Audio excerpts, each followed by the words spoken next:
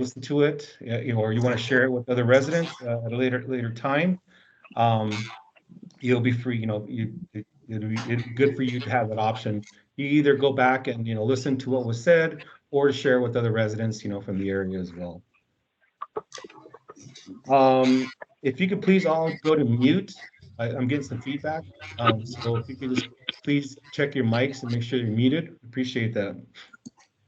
The other thing is also is that if you are calling in by telephone, you can push *6 and that will mute you, or it will also unmute you as well. So you can go mute *6, and then to unmute yourself, if you have any questions, just push *6 again, and that will unmute you. The purpose of this meeting, again, is to really just gather, the data and information from the community, to listen to what's going on within the community as well. As I said earlier, and the council member expressed earlier as well, is that the residents are they're the factor to what's going on. They know what's happening in the community, and this is what we want to just listen to what's happening, so we can provide the best plan to calm traffic along Bilby Road.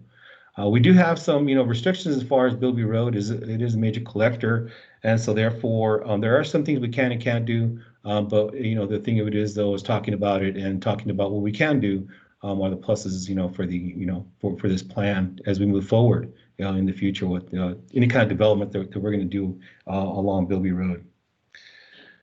So with that being said, I just ask that we all be respectful to one another. We all listen. We all, please don't, we refrain from any kind of negative comments, and also keep the conversation flowing. Let's not get into debates. Hopefully that we can just avoid all that and keep the conversation at a positive level to ensure that we are all, providing, the best, information that we can get from you in order to move, this plan forward. So those are a couple of the issues there. With that being said, again, this evening we'll have 3 presenters. It'll be myself, which I'm Jesse Soto. I'm a senior project manager for the Department of Transportation with the Planning and Mobility. The Department of Transportation and Mobility with the Planning and Programming unit. So I've been with the city for about 20 years, and I've been with the Department of Transportation about 14 of those years. And so I really enjoyed working with neighborhoods, and I do a lot of stuff working with others in the community. So developing a plan for Bilby Road is something that we feel is something that's important. So I will now turn it on to Gabriela, and she will introduce herself, and then Blake. Gabriela? Hi, good evening, everyone. Buenas tardes. My name is Gabriela Farias Longoria, and I'm a livability planner on Jesse's team. So I'm happy to be here. I'm excited to listen to what everybody has to say. And I primarily work on neighborhood scale projects. I know a lot of you have gotten a chance to work with you over the years. And hello to those who I have not met.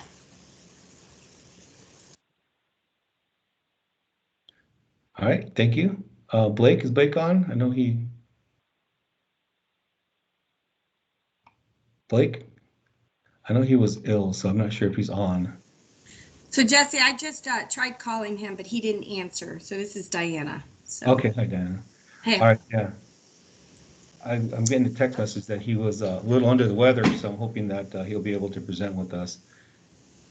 Well, and if not, we've met with him in preparation, so we can cover his slides and go to him with any follow-up questions that we're not able to answer. Yeah. Okay, so I'm going to go on to the next slide. And I'm going to turn my video off when I'm not presenting to preserve bandwidth. So just a heads up. Thanks. Your next slide.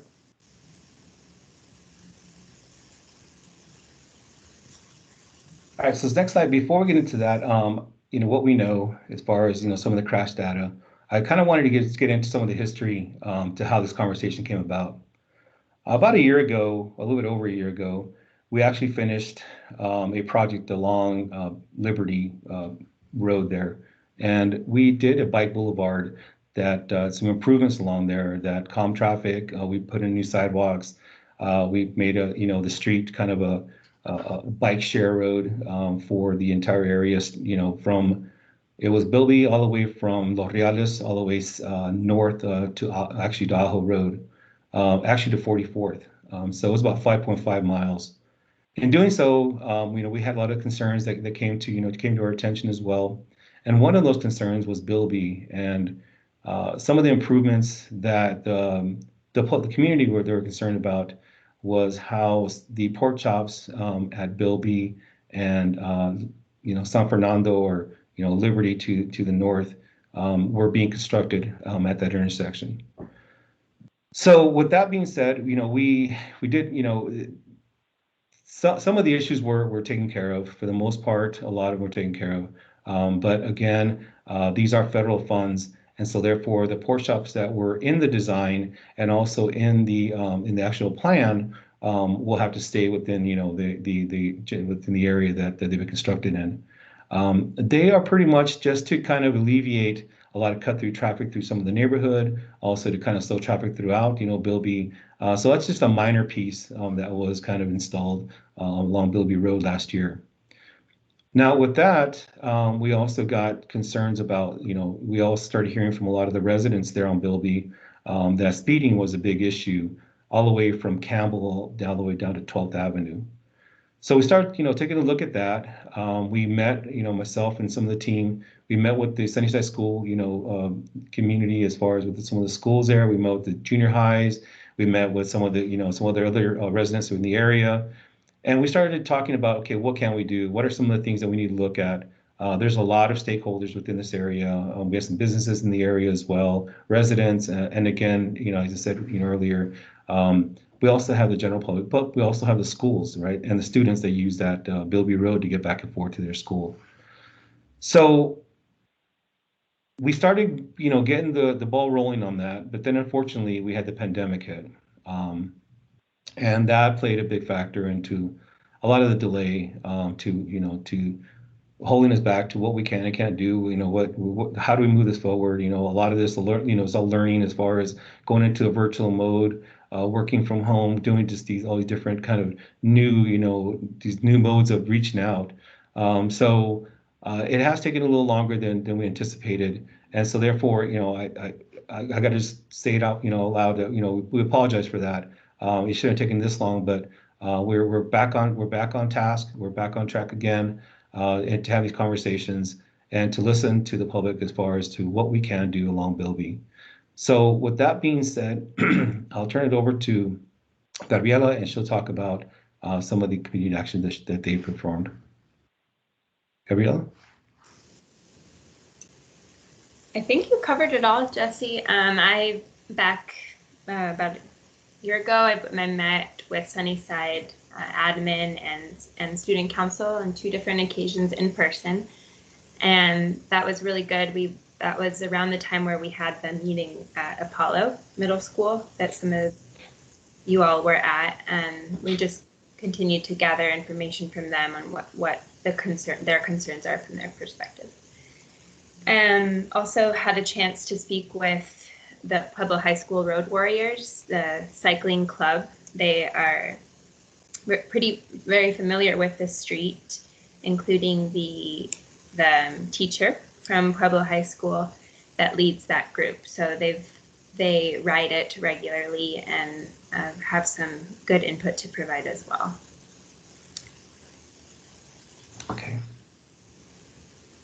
Okay, so here, this was, and as I said, we can go to Blake with any follow-up questions that we're not able to address, but this is an image of the heat map of incidents. So crashes and injuries from the corridor area, you can see from South 12th, that goes from South 12th Avenue all the way to South Campbell. And I'm describing this image for those that are on the phone along Bilby. That's the project area that we're talking about. And you can see there's the red is the higher concentration of these incidents.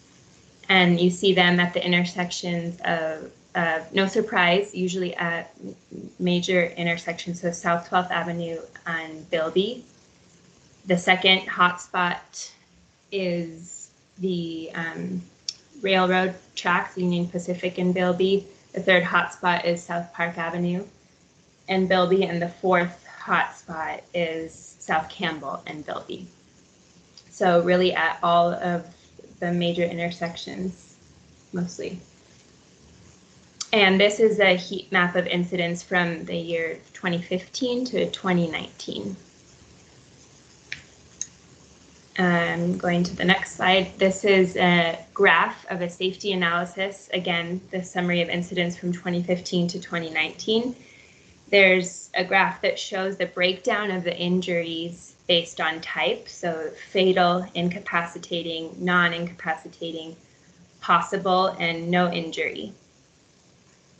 And that is the way that the police department and PAG classifies the crashes. So here in 2015, there were 8 incidents with no injury, 4 possible, 6 non-incapacitating, and 1 incapacitating. 2016, you see a rise in double the no injury incidents, so 16, and then 7 possible, 4 non-incapacitating, and 2 incapacitating, and a steady increase, unfortunately, again in 2017, you have 18 no injury, 8 possible, 10 non-incapacitating, and 1 fatal. And 2018, there was actually a decrease in injuries, 9 in no injury, 11 possible, 8 incapacitating, no fatal incidents in 2018, and in 2019, also a decrease back to the lowest number of injuries even prior to 2015. So 6 no injury, 7 possible, 3 non-incapacitating, and 2 incapacitating. And then there's a graph here on the right-hand side that shows collision manner by incident injury severity, and it shows more details on the crashes. So you have angle, front to side, other left turn, head on, left turn, other, rear end, side swipe, same direction, single vehicle, and unknown. And we have circled here the key numbers for you to look at, which is the 1 fatal, 4 incapacitating, and 1 single vehicle number as far as the number of incidents.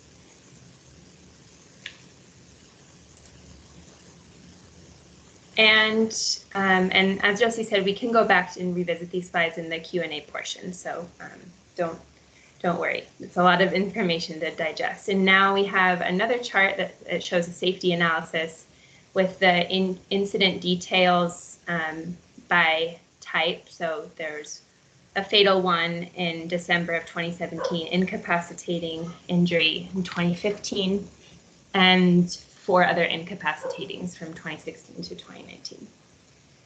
And it shows the severity, the location, and info. So like a note, failed to stop for red.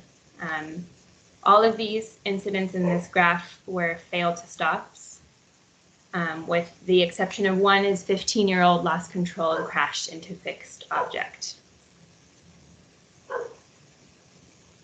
And this is an image of the speed study. It's the speed feedback trailers, you may remember when those were out. Those big orange trailers out on Bilby and South Liberty. Those were out or deployed on August 26, 2019 to September 17th, 2019, so almost a month.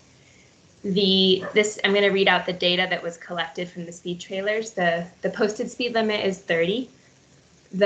When this display was off for 3 days, and it was on for 18 days. The 85th percentile of speed showed there was no significant change with the display on.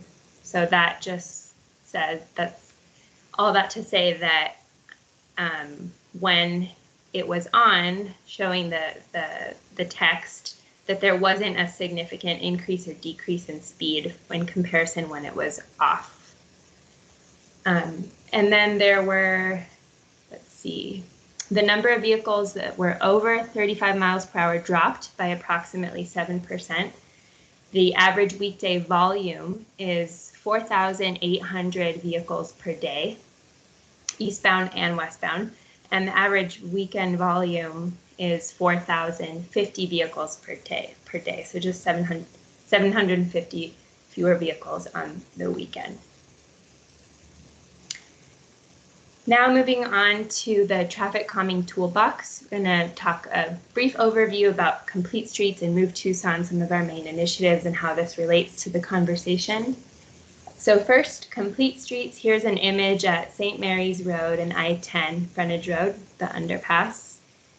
This is an example of Complete Streets in that Complete Streets aim to make streets safer for all modes of transportation, whether you're walking, biking, pushing a stroller or a mobility device, or driving. And the photo on the left shows some bicycle and pedestrian improvements at the frontage road that were recently completed, making it, which includes high visibility crosswalks that make it pedestrians more visible in this difficult area, the protected separated bike lanes.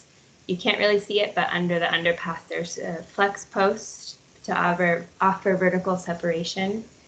And then the green markings to alert drivers and bicyclists to cross conflict areas. So when you're driving, the purpose of the green markings is, hey, heads up, look out for people on bikes in this area. And then Move Tucson, as a lot of you know, that is our mobility master plan. We are currently underway. And which is currently underway. It's a citywide transportation master plan that is considering many improvements and setting the stage for what our whole system looks like in the next 20 years. So here you have an image of what a bicycle boulevard looks like and the different elements. There's speed humps, the sharrows, the pavement markings that show to share the road. There's people on bikes. There's a nice big landscape traffic circle and signage to accompany that. And here's an example of some traffic calming things that we can potentially do, and we would like your feedback on it. But just there's a lot of jargon in transportation, so we're trying to break it down and show you what we mean by when we say median refuge island. So this is an image from Tucson in Midtown in the Garden District neighborhood, and this was a recent improvement that was made as part of Slow Streets. And here you can see this median refuge island offers a place for people to rest if they have to cross here and make the crossing safer. It also really helps to narrow the roadway visually. So we know that when you have a wide street with no separation of uses of bikes and pedestrians, that it's just human nature that you're going to go faster. Missiondale is a perfect example of that prior to the improvements that were just done. So you have seen these crossings over by Sunnyside High School. Here's another example of a pedestrian refuge island. And this is, I'm sure a lot of you know this story, but this was a huge win for the community, and I love that it was initiated by the young people of Sunnyside High School, the student council, who worked with council member Richard Fiemdes' office, who was a huge champion for it. So this is just an example of positive improvements to our streets that can happen when we work well with the community and we really allow the needs of the community to lead the project. Here's an image showing of where we want to be, so going with in the future as a department and a city.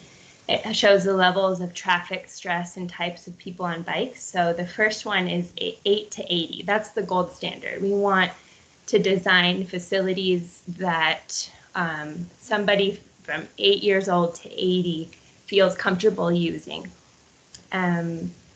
And then you go over to the more interested but concerned. So those folks, maybe they go on a group ride with a lot of people, like a fuga ride, where they would otherwise feel not safe to ride on their own on the streets and maybe only on the loop in a separated path. So example of infrastructure that would cater to somebody in this interested but concerned is a buffered bike lane here, and then you have enthused and confident. So bolder, you're going to be out on the road. You don't mind, having cars pass you at 35 miles per hour without any separation. All you need is a bike lane.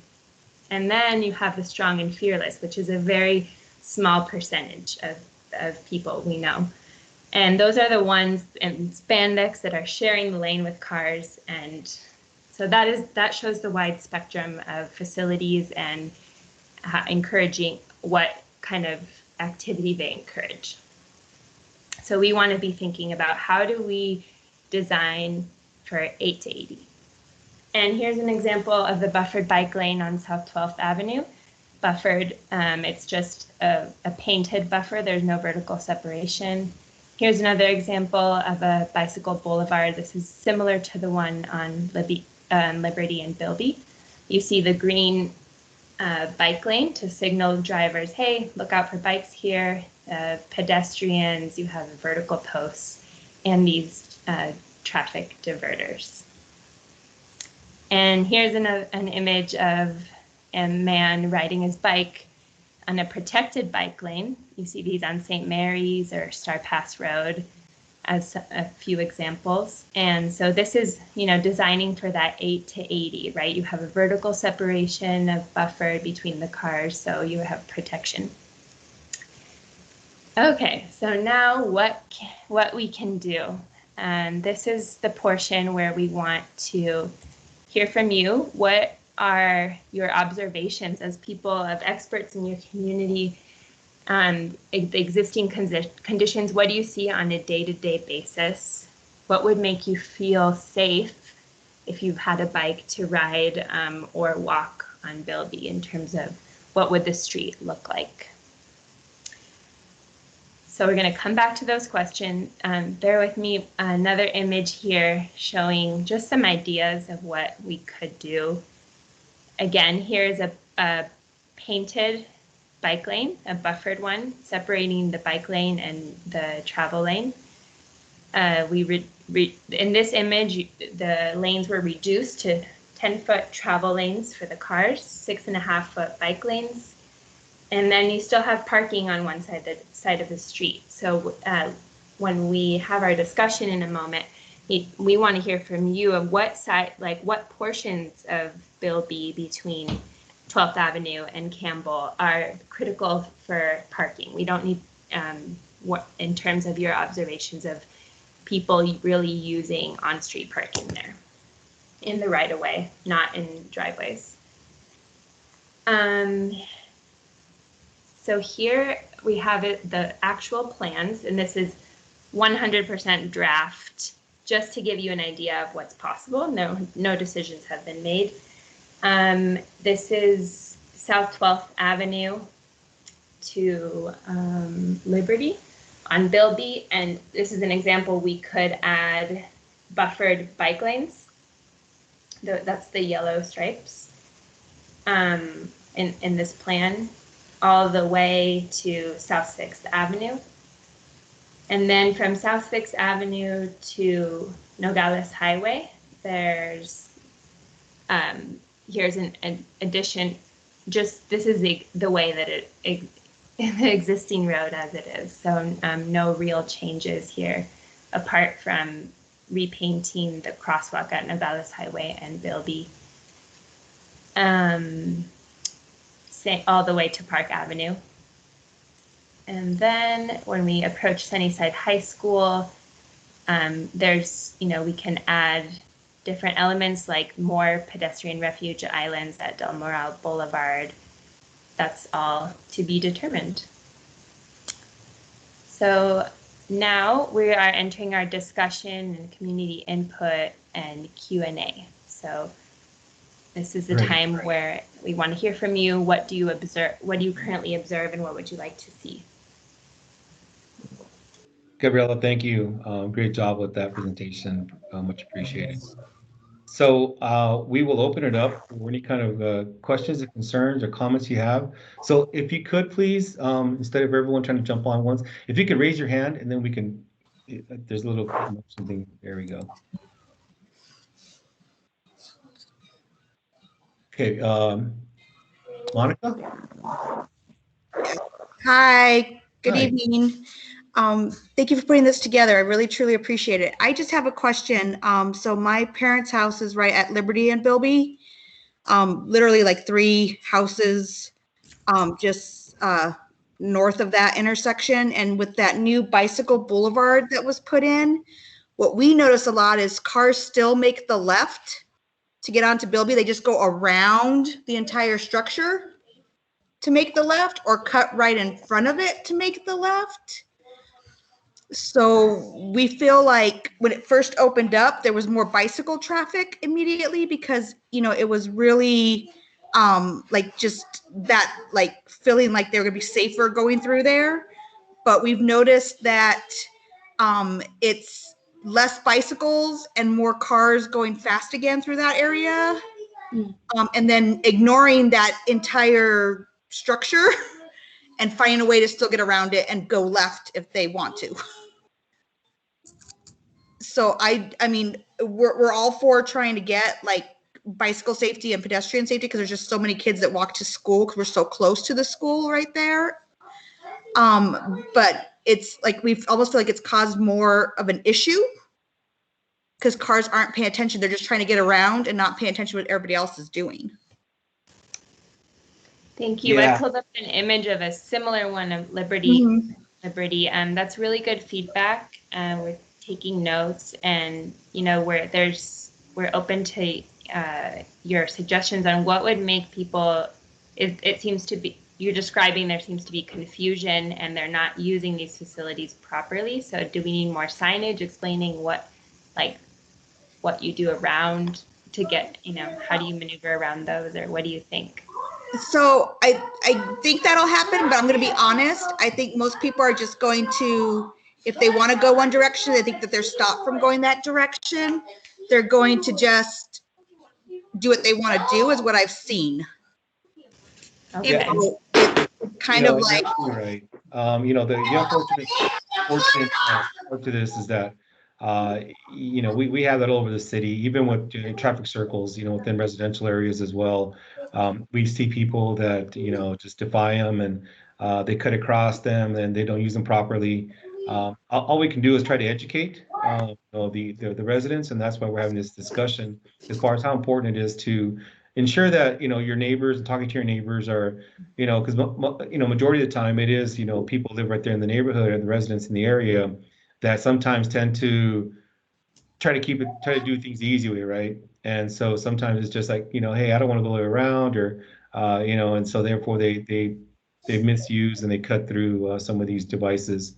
But for the most part, they are regulatory. They are there to slow down traffic, to prevent any kind of major accidents within the area. And that's one thing that people just when they see something like that, a lot of once they see it, then they're surprised by it. They don't know what to do, how to react to it. We have sometimes that where people don't know how to use traffic circles or use these median, pork chops. So therefore, it becomes a concern. So again, it's just about education, talking to the residents, talking to you, the public, and asking you what else can we do as far as getting the word out to ensure that maybe sending out a mailer, doing a public information, kind of piece that where we can talk about the importance of these types of this mitigation. yeah, But yeah. definitely. Also, Oh, sorry. And before I forget, one more last little thought on a different note. You were talking about possibly trying to block off like parking on one side of the street versus another between like that 12th and like 6th area. Not 12th and 6th. Yeah, we're talking about changing some parking because we really can't do very much over there on 12th and 6th. 12th and 6th, if you look at 12th and 6th area, going eastbound, the striping is already there. So, Mhm. but if you go westbound, yeah. So we are talking about looking at, what can we do? What give us some recommendations, some Yeah. feedback as far as do we eliminate parking in that area on both sides? Is it open to that? Should we continue to have it on one side? Is it more important on one side than the other? Because that's one thing we have seen on aerials as well is that and also, going out there, a lot of us go out there and drive the area and kind of look at the area and the movements and, and how people park within the neighborhoods. We have noticed that between, Sixth Avenue, actually it's between Missiondale and Ninth, there is a lot of on-street parking. Yes. There's some on-street parking within that area. Yeah. But then once you get over, to Ninth and going west on Liberty, it starts to diminish because the houses are facing the back of that road, right? Right. So they're not using it as much. So we're, so the one thought was that what if we eliminated parking on the north side, but we left parking on the south side? So those are things that we can do, and those are things we can talk about. So yeah, so that's kind of what we just want to get feedback from, from Yeah. you, the residents who live there, to what your thoughts are on that. Yeah. Well, I would echo that same sentiment that you just said, that if you have to eliminate parking on the street, definitely look at keeping that south side of Bilby available for parking, and then the north side being able to block that, just because they have more dirt area before the Right. sidewalk to park. Okay. Thank you. I appreciate it. Thank you. Appreciate it as well. All right. Who has their hand up? Okay. Brian? Well, thank you. I appreciate the presentation. Very good information. Some issues that have not been brought up. Currently, I'm dealing with the traffic primarily between Campbell and Park Avenue. And in the Del Moral intersection area, after the school zone, we see numerous incidents of extremely high speed traffic, drag racing. The other thing that we notice is the shoulders of the road are being used by off-road vehicles, primarily underage drivers, and speeds are high, travel is reckless, and it's really an endangerment to any pedestrian or bicycle traffic in the area. Some of the traffic calming devices you've offered don't seem to address egregious disregard for safety. And I'm wondering about, and I don't like them necessarily, but things like speed humps, the radar signs that might calm traffic, and other than enforcement, I'm not sure what options are available for these items that I've just mentioned, and I'll listen to what your response may be. Yeah, so again, you're right. Some of the striping, putting in some medians in the area, don't necessarily reduce the speed of these drivers. But for the most part, what we do, by narrowing down these roads, it does look a little more, it's more of a narrow road, right? So what we're looking at right now, you're looking at 48 feet. And it's pretty wide throughout the entire area there. So you have no, the striping is it's here to hit and miss. You have some striping on Sixth Avenue going east, but you don't have any striping on Sixth Avenue going west on Bilby. So therefore, it leaves that road pretty wide open. So we feel that with striping, it would calm drivers, one, because now they have parameters, they have these spaces that they have to stay within. For the most part, for a lot of drivers, they do adhere to those things. So the other thing is also is that we are hearing I'm hearing from you is maybe not speed humps on this road, but the possibility looking at maybe some speed tables. I don't know. I'll have to get with the traffic engineer on that one as far as what the possibility is putting something like maybe a speed table along this road. So therefore, we'll take that information and we'll look at it, and we'll see if we can put some type of speed tables on that road to curb some of that speeding as well. Thank you very much. Mm-hmm. And Right. about your comment about drag racing, and we hear that a lot, and very serious, and it's good to know what you shared, that a lot of times it's people using the dirt shoulder. So we can experiment with some other things too. I don't know, putting other things in the dirt shoulder or blocking it off so they can't maneuver around. The other thing that we want to be looking at doing more of is temporary projects before getting to the final design. That way we can test out if something is working or not. So like with the example of the pork chops, in the future, with projects that have more flexibility, we could test it out with temporary materials, gather data, get input from you all, the residents. Is this working? Is it not working? And reevaluate before it's permanent curb like in the ground. So we can also look at testing out different treatments on a temporary basis. Thank you. Those would all be excellent. Okay. Yolanda? Yes, hi, thank you. Mhm. I sent you some of my notes prior to this, but I'm just going to address a couple of them so that others will be able to hear what some of my comments were. One of the first things that I'm looking at based on 2020 hindsight on 12th Avenue changes was making sure that we get environmental services involved in this conversation, because any changes we make will definitely impact pickup of trash and our recycles. The other issue that I wanted to discuss was remind people to remove their bins as soon as possible from the sidewalks, and if they have gates, to make sure the gates are posted into the yard, not onto the sidewalk, because it does prohibit people from enjoying the sidewalks, going for walks. The other issue we have in our area are the loose dogs. I recommend looking at lowering the speed limit. And then as far as the pork chops and whatnot go, I think we need better signage, maybe blinking lights with arrows. I also suggested slow sign with the blinking solar lights. I know that you sometimes think that's too costly, but when you look at the life of an individual, where do you what's more important? So those are just a few of my comments for now. Thank you. Great, thank you. And so yes, absolutely, and you're absolutely right. You know, the first thing we want to do is we want to gather the information in order, to put together a good plan. And then once we put together that plan, it is reaching out to environmental services, to some fire department, to some police department, to everyone, within our department as well, our transportation department, our engineers, to have them look at this plan to ensure that safety is obviously our first concern and priority for everyone. But yeah, the services are also important, right? So ensuring that the services continue on without any kind of issues is absolutely right on target.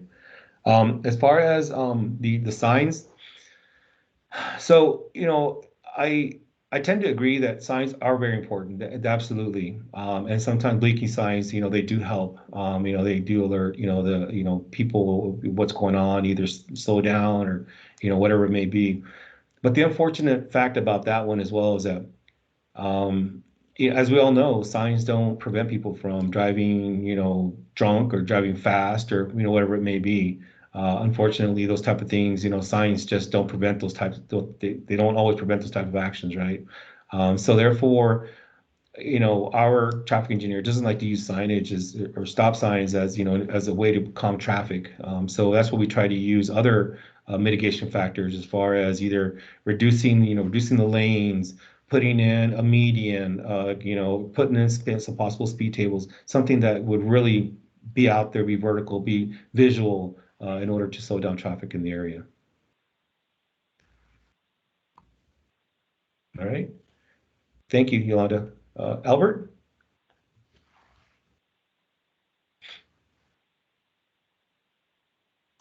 Albert? Okay. Thank you. No, we're there. This is Richard Hernandez, and Albert and I are neighbors. So just so you know, I'm going to speak, and so is he. So there's actually two of us here. But I think it's important to bring everybody a historical perspective. Next to us is a family by the last name of Christensen. They've been here 2 years longer than mine has, and we've been here almost 60 years.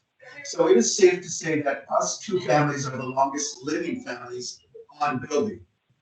And Eleanor Christensen shared with me today that she did not want to participate because the city historically just does whatever they want and they don't listen to us. And to reflect her position, which is the same as everybody on this corner, and and I'm sure people have heard us say this as a group, we do not approve of the pork chops. And we've already visited with that in a multitude of things, which I can do at another time unless somebody has some questions about them. But everybody in this corner, 100%, does not approve of the pork chops.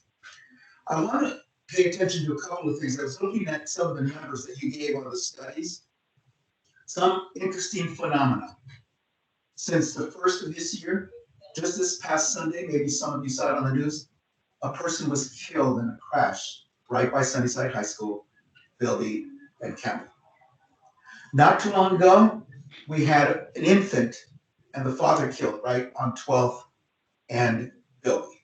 So I saw your numbers for that study for a number of years. Already, just this year alone, our numbers have surpassed the numbers that you shared over that time. So there's 3 fatalities in just months. There are a multitude of other fatalities on this border that aren't part of this because you haven't been here as long as I have. Okay? But there have been other people who have been killed right here. I just didn't bring their names or pictures, but I have them if you want to visit with that. So, Mr. Albert is saying Michael what? Bravo is one of those people, right? So these are not just names and numbers. These are our neighbors, right? So a lot of dynamics are changing.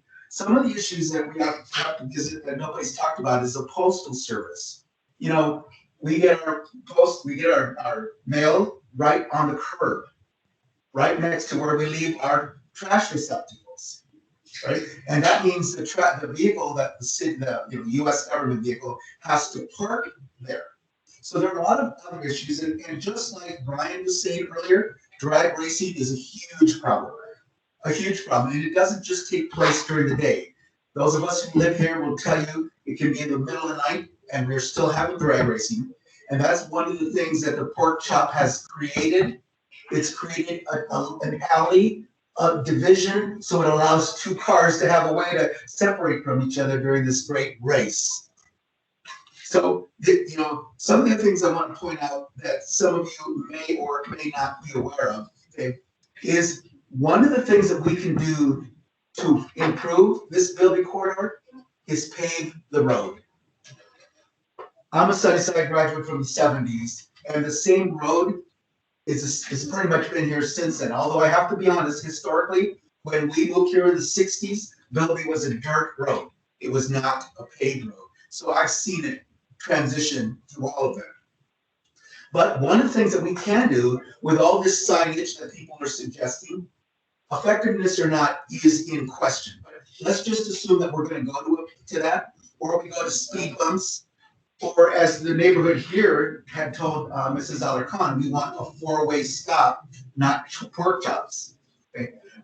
The reality is this road is in such poor condition that a normal driver, not speeding, has to work his way around all of these impediments in a way, unless you can afford tires regularly and front end alignments. So I find it very distressing that the city is paving these streets. They are paving north of Irvington towards Ajo on 6th Street, 7th Street, 8th Street, 9th, all the way up there, where the traffic is just local people who reside there. And I'm going to go back to these numbers. I wrote these down real quick while you were talking, but 4,800 people a day on Bilby, weekdays, 4,050 on the weekend. If you just combine a week's traffic, that's around 30,000 cars a week. And those are the numbers that you gave. If you're able to see us online, my neighbor Albert just brought me this. Can you see this? If you can't, I apologize. This is what our road looks like. I am pointing to it. That's what ends up in my yard. It ends up in his yard. This road is falling apart. And it makes it a danger because if you have a kid on a bike, one of the Pueblo High School road warriors, or somebody in the neighborhood going to Mission Manor or Apollo or towards Sunnyside High School or Liberty, we have a lot of schools in this area, right? And we have 5 churches between 12th Avenue and Bilby and Sunnyside High School. So we have people attending worship services, and this road is horrific. So one of the things that we could do to improve the quality of, safety is to actually pave this street. One of the things that I thought was interesting, and we see this all the time, law enforcement blaze up and down the street. And I don't blame them because you have all of these impediments, whether they're the roundabouts up and down Liberty, i.e. San Fernando, depending on what you want to call it, whether they're on Missiondale, you have all of the news ideas on 12th Avenue to narrow the lanes down to 2 instead of 4. So we, the residents on this street, know that this street has become a major thoroughfare. It's very dangerous, just the street itself. So that's some of the things to consider. One of the things that I did is I hope somebody is here online from Sunnyside School District. I don't know if they are or they aren't. I don't have a list in front of me. I'm at the neighbors, by the way.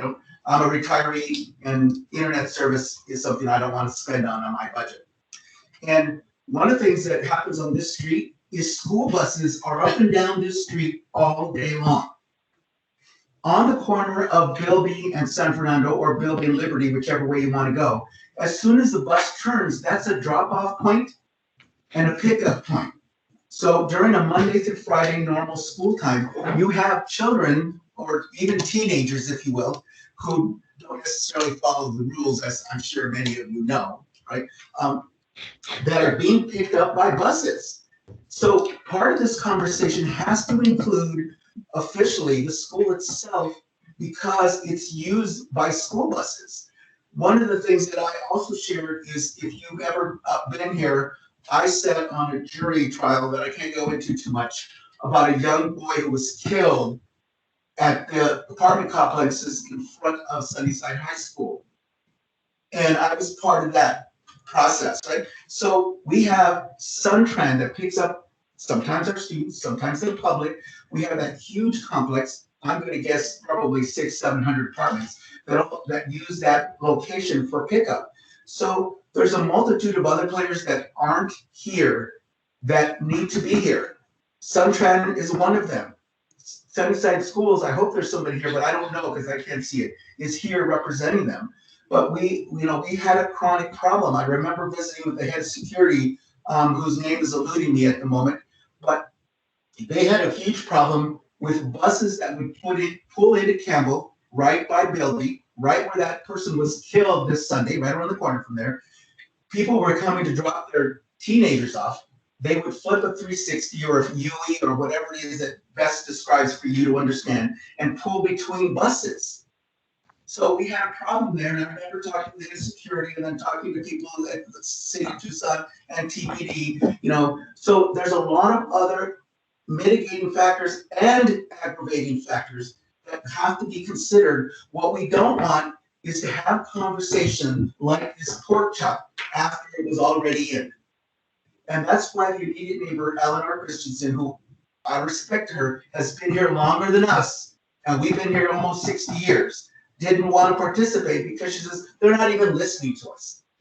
So I do want to encourage the city, don't make any decisions without taking everybody into consideration, right? Some of the other thoughts I have to finish with, is we have to allow our youth to be a youth.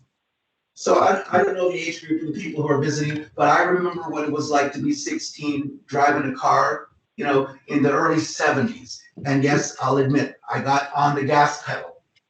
And we are right by 2 high schools, right? We have the alternative high school called Star Academy, and we've got Sunnyside High School. And if you go south of here, you have the Catholic High School at St. Monica's, right? It's all along the same corridor. So we have to allow for these experiences. We have to protect seniors like me who are retired, and Albert, who's going to speak next, who's also retired military and worked here for his whole life.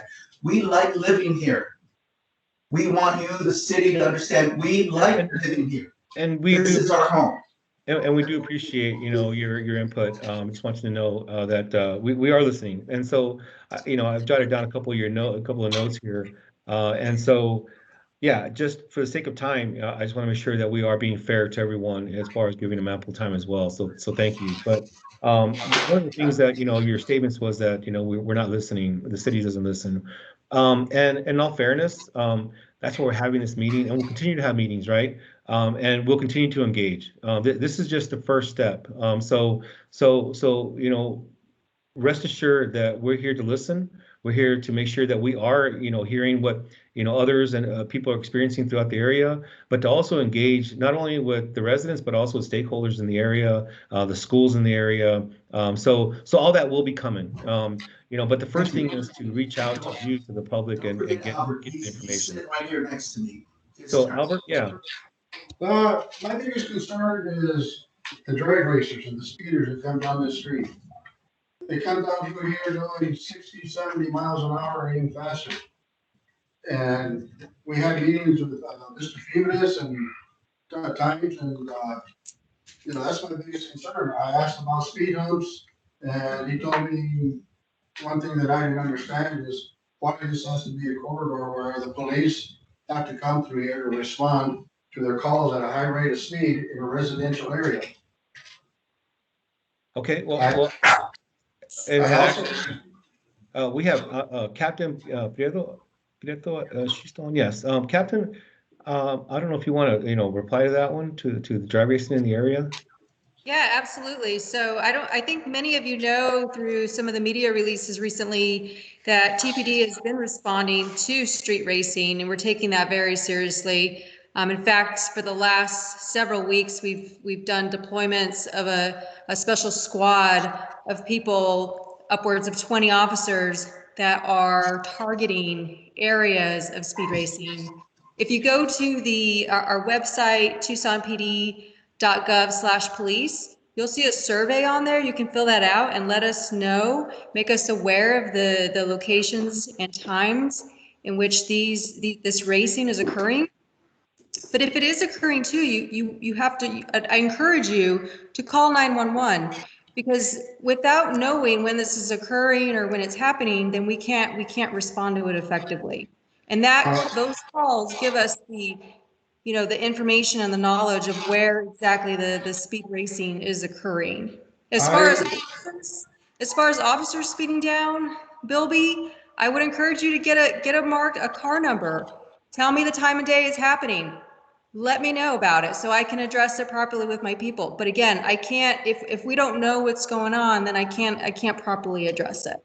Well, the police officers speeding on Bilby is when they're on call. They're going code 3, they got their lights and siren on, but they come through here at really, really high rate of speed. And as far as calling 911 when the drag racers are out here, you look back on your logs, you'll see my name on there numerous times. I've even given them the address of the racers, and they don't do nothing.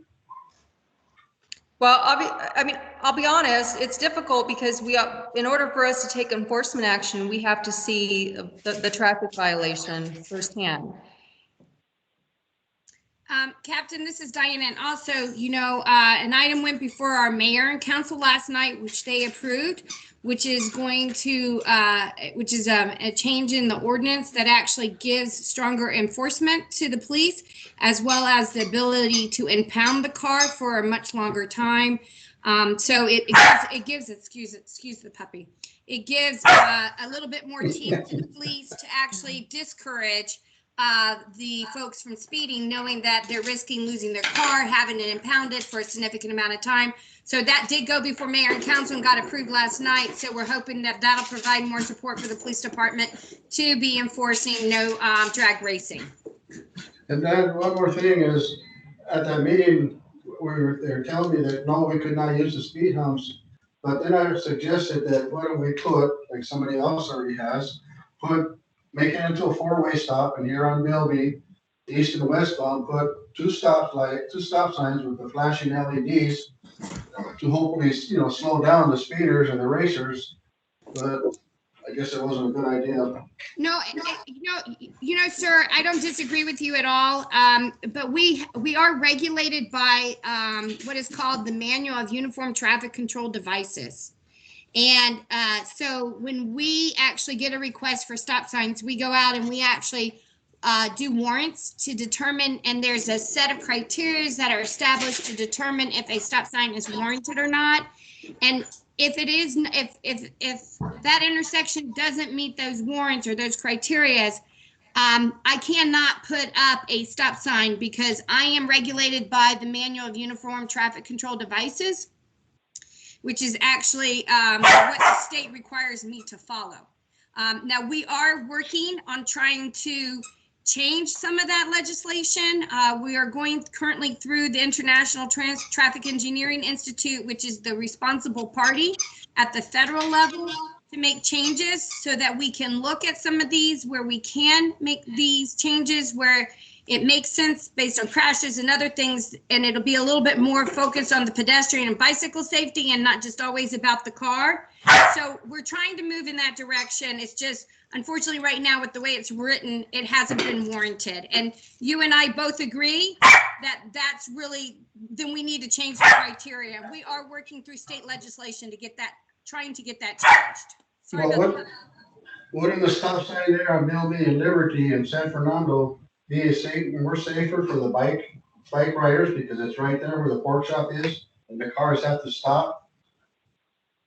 So again, we did look at that intersection about a four-way stop, but it wasn't warranted. And that's why we did look at that intersection to see if a four-way stop would be warranted. It was not.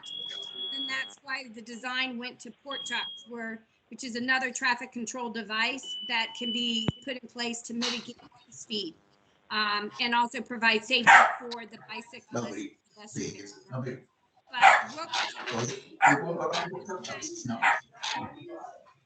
All right, so thank you, Diana. Thank you for that as well. So I want to continue on with this because we have a few more people that have their hands up. So I want to be as well. So thank you both for your input. Next one is Trini Rivera. Hello, Hi. can you hear me? Yes, ma'am. Okay. Most everybody that's talking is on the west side of Bilby, west of the Nogales Highway. And the ones on the east side of Bilby aren't doing too much talking if there's anybody else on. But on this side, it's sidewalks that need help because people need to get off the sidewalks, get on the street because the sidewalks are buckled. They need to come and inspect and get those things back down. And I want to comment on the pork chops. I think they're very dangerous. Instead of saving lives, they're going to take a life because I've almost gotten hit twice because people don't know how to use them. They come and at the last minute, they don't know what to do and they've gotten smack in front of me. It's such a short span that they have to get into that little loop and go around it or whatever they want to do. Right. And I don't know, but this side of Bilby needs more street lights than the west side because they have plenty of light over there. Okay. Okay. So I wanted to know if you could repeat that email for the police department so we could report things that are going on. Captain, do you have that? Yeah, absolutely. Actually, I can put it in the chat and that way you have it directly from there. Is that okay? Okay. But it's essentially TucsonPD.gov/police, but I'm going to put it here in the chat for you. Okay. Thank you for the opportunity. Good luck to everybody. Thank you. And so, yeah, so again, these kind of concerns, just so you know as well, is that we do also have an email you can email these concerns to. It's actually t.concerns@tucsonaz.gov or 791-5431. Again, the telephone number for that is 791-5431 or t.concerns@tucsonaz.gov. Those two, those two lines go to our CSRs for the Department of Transportation and Mobility, and they will be able to put out that information. So if you see a buckling sidewalk, or if you see a pothole, if you see something that needs to be fixed out there, reach out to those two elements there, and they'll be able to provide you a work order number and also provide a status. If you call in a few days or a few weeks later on, they'll be able to say, oh, we had an inspector out there. This is what they found. They're working on it, or whatever it may be. But they'll be able to track that information as well for you, and so that way, again, it's not falling on deaf ears. We are acting on it. We are we are doing our what we can as fast as we can to get things done.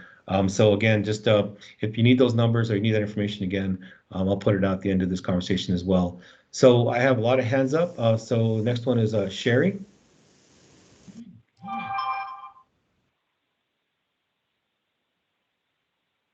Sherry, you there?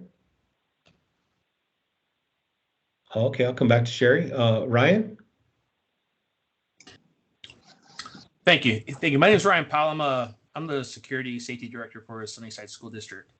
I just wanted to let you guys know we have representation in this meeting, so if anyone is wondering. Now, I was also wanting to know, are we forming like committees for future, for decision making? I know this is an information meeting that you guys are presenting, but in the future, when decisions are made, are we going to be able to be in those rooms at those tables, help you make the right decisions for this community? Ryan, absolutely yes. Okay, great. I mean, this is a really big a deal for Sunnyside. I mean, our schools bookmark this whole, right, corridor here. And I think we have a lot of really important information that we need to share with you, at a different time that we can, it's specific to our district. So yes, and yes, of course, we want to make sure we're reaching out, and I know that Becky has provided me your telephone numbers as well, and I think vice versa on that one. So yeah, we definitely will keep in touch. I do have your contact information, Ryan, and so yeah, thanks for being part of this meeting as well. All right, thank you. It was nice to meet you, Justice. Thank you. So I think that's all the hands we have up, unless anybody else has anything else they'd like to share or make any comments. I think, Jesse, I'd like to suggest that people can send their emails to you or to my office, and we'll compile them and still get them out to you so that they have more information and we can hear all the issues of people that couldn't attend tonight's meeting. Yes, sir. Yeah, and again, this is being recorded. So if you want, please give me a call. My telephone number is 400-9718. Again, 520-400-9718 is the best way to get a hold of me. I have our emails are up there for myself and also Gabriela. Her email is up there as well. So if you have any questions, any comments, any concerns after this meeting here today, please feel free to reach out anytime, and we'll be able to engage in that way as well. So with that being said, Gabriela, I'll let you have something to say. Yeah, I wanted to add, based on a lot of the comments that we're hearing, that it's going to take a village to improve this, and we have to remember the 5 E's or the 6 E's actually, which are education, enforcement, encouragement, evaluation, engineering, and the 6th one is equity, which is going to just be a given moving forward. So it's a combination of all these things, right? It's enforcement alone cannot solve these issues that we're hearing.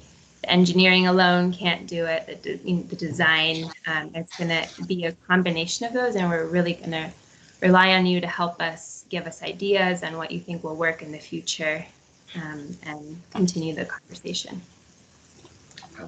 So thank you for that. And so again, we will put something together. We'll look at it, again, if you have any comments or anything like that, please feel free to reach out. And with that being said, I will hand it over to my director, to Diana. I'll go on to see if she has any kind of closing comments. Ma'am? Thank you, Jesse. guys so much. I just really appreciate everybody coming out tonight and sharing with us. I know it's a lot to give up an evening, but this is a really important conversation. We just gave some designs to start the conversation.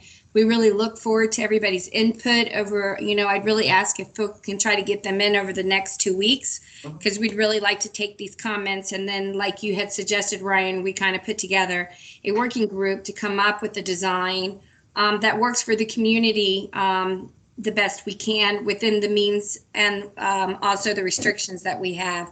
But we are very interested in coming up with solutions. And I just want to reiterate, the 5 E's again, and as Gabriella said, the 6 E's, because equity to me is always spoken. But, we can engineer everything, but that's not the only category that needs to be part of the solution. The other part is your enforcement. And I always like to leave enforcement last, but encouragement is really important. So it's encouraging us to all make the right decisions when we get behind the wheel, or we're on our bike, or we're a pedestrian crossing the street, not taking those chances, so that we're being safe and we're looking out for each other. It's also about education. And so we'll get out there and we'll start really pushing some of those educational mechanisms. But again, we need folks to follow the rules of the road so that people stay safe. One of the things and trends that we've seen since COVID has gone into effect, we have less cars on the road, so we've seen the speed in which people are traveling at has increased greatly. And another thing that has actually been one of the leading causes of crashes that have led to fatalities and death, including, unfortunately, a lot of the ones that have happened in the area most recently have involved individuals being under the influence, whether it's alcohol or drugs. So again, if you're going to go out and be with friends and family, leave your car, folks, and take an Uber, Lyft, or a taxi home, because we do want everyone to arrive alive. So our goal is to try to come up with the best design, use the 5 E so that we can get everyone home safe. That is our end result. Safety is our #1 priority and our #1 goal at the Transportation and Mobility Department. And I really appreciate everybody's time, and I look forward to working with y'all with coming up with some solutions. So thank you. Thank you, Diana. May I ask one last question? Thank you all for being here. I hear the frustration in people's voices, the concerns. They want a safe environment for their families and themselves. And I think this is a good working group that will help us. And I want to thank all the comments that people brought forward. But like we said, we've got a lot of work, but we still got more work to do still. So thank you all for being here. God bless you all. Stay safe, stay healthy, stay alive, and hang up and drive is what I always say. Goodbye. Hang up and drive. Can I add one more question before we hang up? Sure. This is actually for the councilman, because he, as far as the city goes, he's the highest person on this. How soon can we, on the Bilby corridor, see Bilby being repaved? That's the only question I have, and I want to leave by also thanking everybody. But I think you would find the people to be a lot more amenable. I would hear, by the way, in 2023, we're going to do this, because people will calm down and they'll realize that they're being heard. Just a suggestion to all of you city folks. We'll look, Ricky, and get you the information back and see what we need to do. Got it. Thank you, senor. If you got potholes, you let us know. You call the office. Oh my God. Come on out here. Yeah, I want to thank Diana, because she's been very receptive and very quickly she's been filling those holes for us on the south side. So thank you guys so much. Have a good one. Thank you. Good night, everybody. Stay safe. Bye. Good night. Good night. Thank you all.